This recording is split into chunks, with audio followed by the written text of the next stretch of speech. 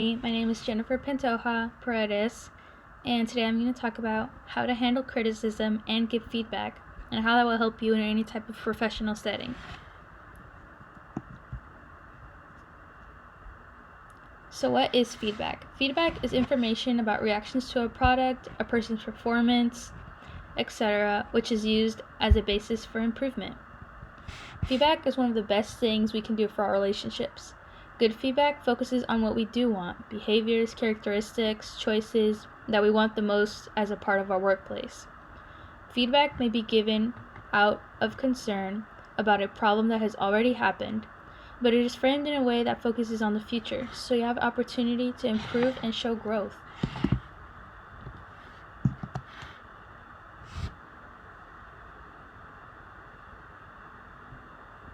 What is criticism?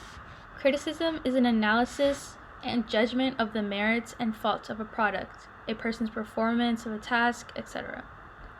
Criticism points out weaknesses that can make you feel defeated. Criticism is often associated with negative feelings due to the nature of it.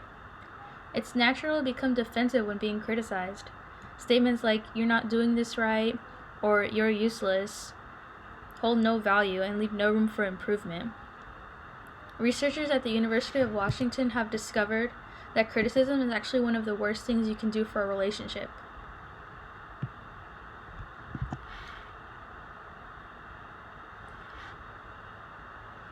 Criticism fails because it embodies two of the things that human beings hate the most.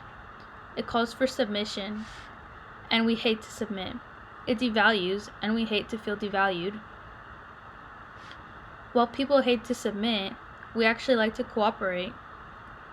People who criticize seem oblivious to this key point about human nature. People who feel valued cooperate, but people who feel devalued seem to resist. If you want behavior change from a coworker or employee or friend, first show that you value the person.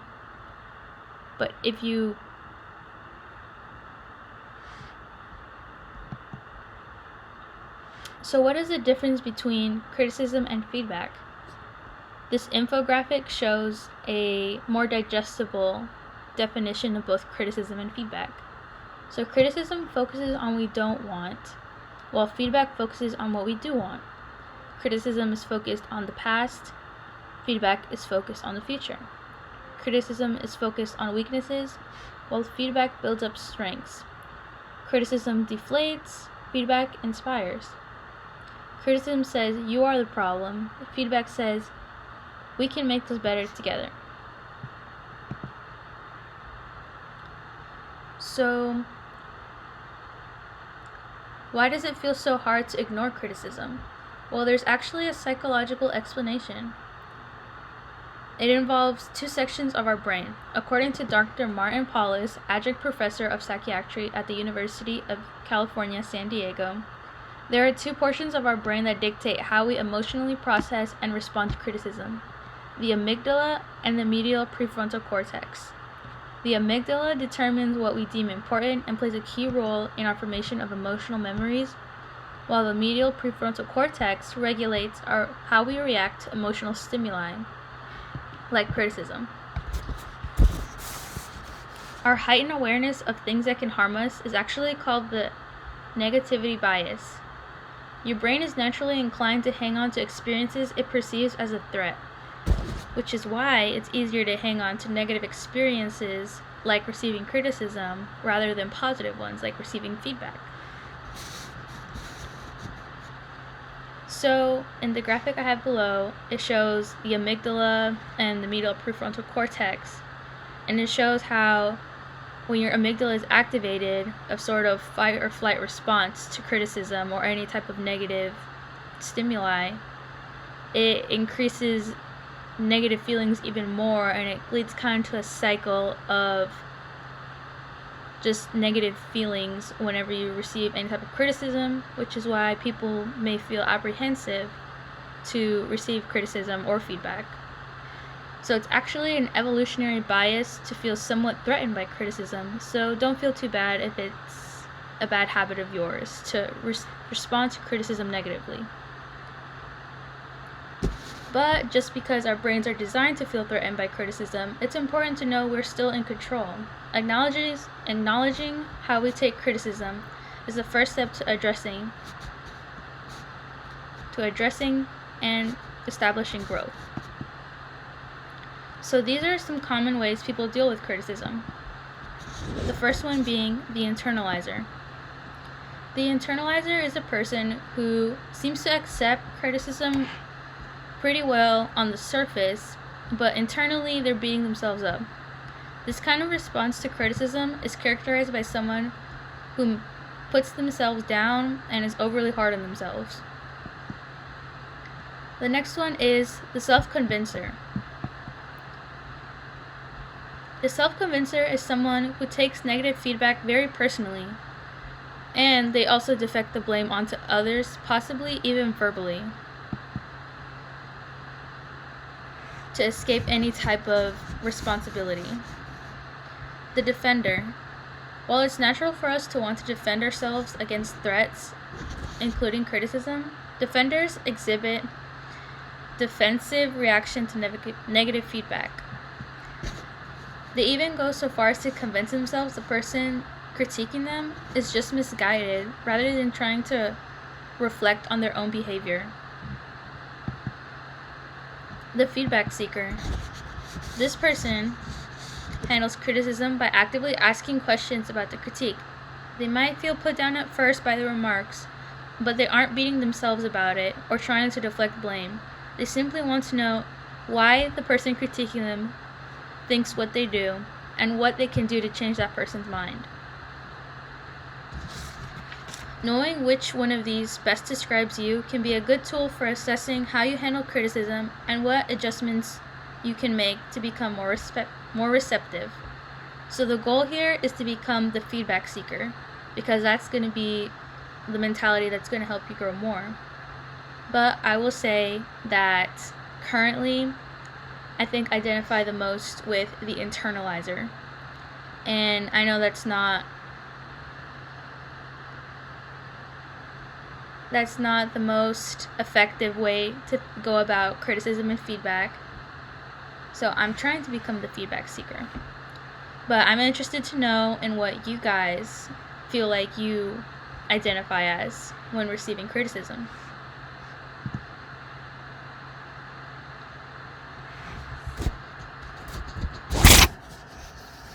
So you won't always be lucky enough to have positive people who give great and effective feedback in a professional environment. So it's important to know how to handle receiving feedback. While feeling badly about being criticized is a natural response, allowing it to get under your skin can be very detrimental to your productivity and also general happiness. So some steps to accepting critique and feedback are separating the criticism from yourself. Taking criticism more personally than you should can be very harmful to your growth.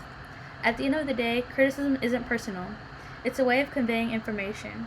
We don't want to view criticism about who we are as a person, but rather as feedback about an individual action.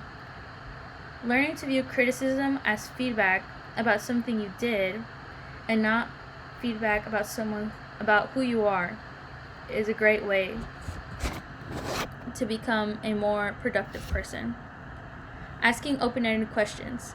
Asking questions of those who criticize you is important because it not only shows them that you're listening to their feedback, but it also allows you to learn more about why they view the action the way they did. So when someone approaches you with an unhelpful critique, try redirecting the conversation. Ask them, what can I do next time to improve? Or what would you have done differently to make this better? These questions allow you to steer the narrative from your mistake towards a solution and possible growing experience. Don't view mistakes as entirely bad. I know it may seem cliche, but viewing mistakes as a learning experience rather than the end of the world is really important mentality to have when wanting to better yourself.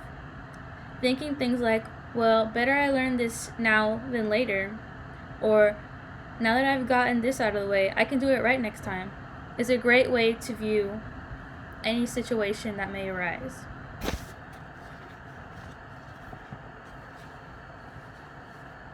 Feedback is a vital part of any leader's skill set. Project managers, team leaders, teachers all develop this skill over the course of their careers.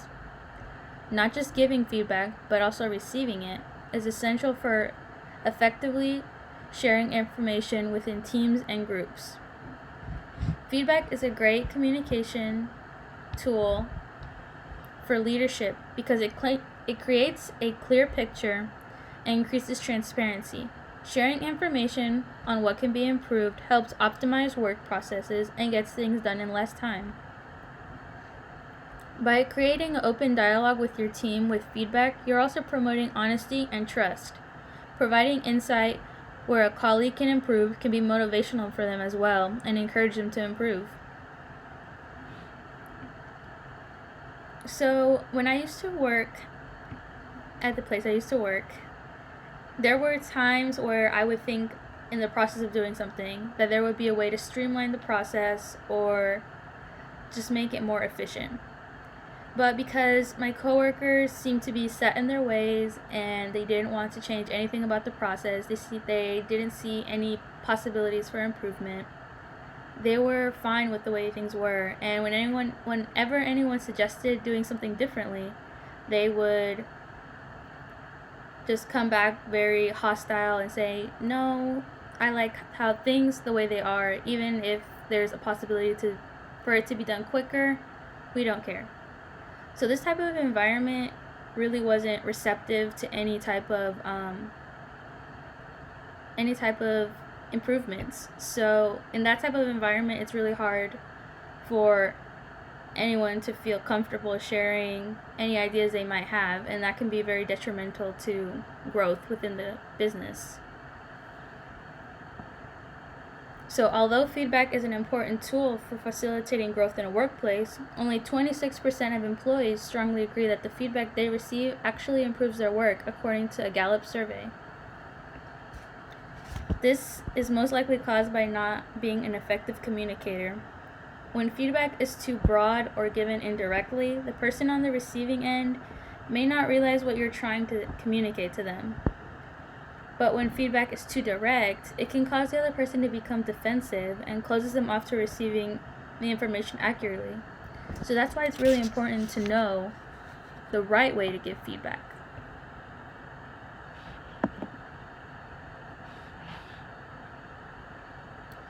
So, what is the right way to give feedback? Avoid anything that can be heard as blaming or judging. Remember that you want to maintain unity in your team, so avoid shifting judgment or blame because this can turn people off to listening to anything else you have to say, and you may even come off as irresponsible. As a part of a team, it's important to take the responsibility together. Be specific. The person receiving feedback should know exactly what aspect of the project you have an opinion on, what they did wrong, or how it can be improved. For this reason, it's important to utilize specific evidence so that they can make accurate adjustments. Ask questions. If there is a misunderstanding or miscommunication, it is important to find out, not only so you are able to adjust your feedback accordingly, but to open a dialogue between you and your colleague where you can provide guidance. Understand what they prefer. In order to ensure someone is open to feedback, it's useful to know what they are receptive to. For example, do they like to have face-to-face conversations, or do they engage more in an electronic setting through email? And the last one, recognize. Feedback does not always have to be constructive. It can be positive as well. Simply recognizing a colleague's good work is valuable. So review. So what are the 4 types of people when dealing with criticism? There's the internalizer, the self-convincer, the defender, and the most important one, the feedback seeker. What is one thing to keep in mind when giving feedback?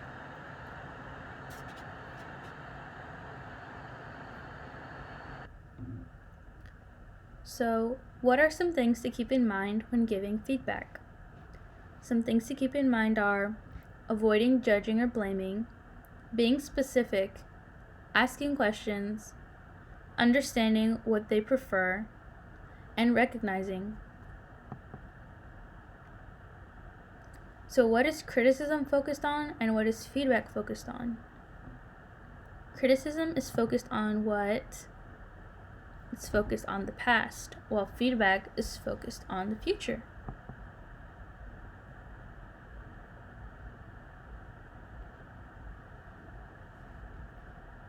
So I'll leave you with this quote. If it doesn't feed you, don't water it.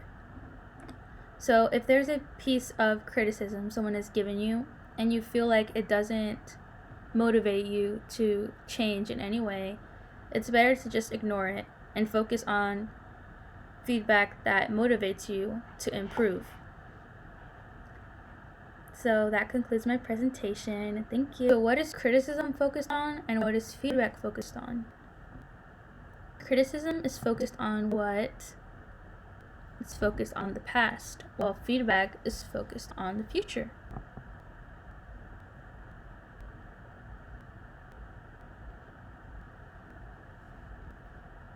So I'll leave you with this quote. If it doesn't feed you, don't water it. So if there's a piece of criticism someone has given you and you feel like it doesn't motivate you to change in any way, it's better to just ignore it and focus on feedback that motivates you to improve. So that concludes my presentation. Thank you.